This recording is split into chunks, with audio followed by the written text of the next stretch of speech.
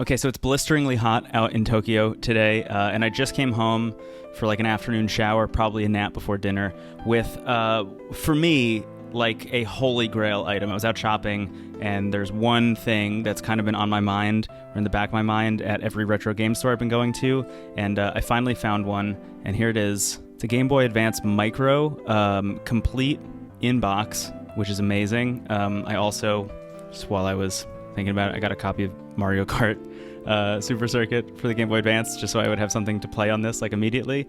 But let's unbox it. I want to show it off. So the wild thing about the Game Boy Micro is that it was developed as the last iteration of the Game Boy Advance. It was after the Game Boy Advance SP. They being Nintendo, wanted to make something even smaller and lighter than the SP that would specifically appeal to what they consider to be image-conscious consumers, like people who didn't want to own like a big bulky video game system like the Game Boy Advance SP, which is funny to think about. And then, they came up with the Micro. The Micro has a backlit screen, which is nice. The Game Boy Advance SP had one, but the original Game Boy Advance did not. So nice to see a backlit screen in something this small. And it's not backwards compatible, which, was a mark against it at the time when it launched.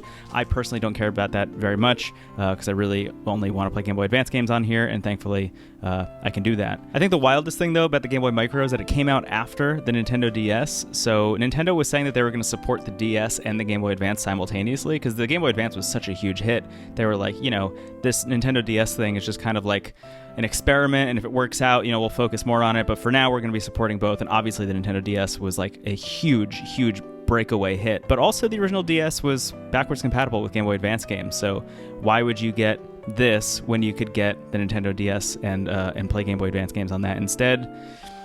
I don't know. But the Game Boy Micro was not on sale for very long. I think it was only like 2 or 3 years that it was on the market before they got rid of it, which is why it's been one of those things that I've kind of always wanted to get my hands on. I actually didn't even realize this until now, but up on the corner here, there's a little lanyard hole. I'm definitely going to get a lanyard for this thing. Sick. Anyway, that's the Game Boy Advance Micro. I think it's an extremely cool thing. I'm stoked to have one and to play it and to be in air conditioning and also to have a cold drink. See you later.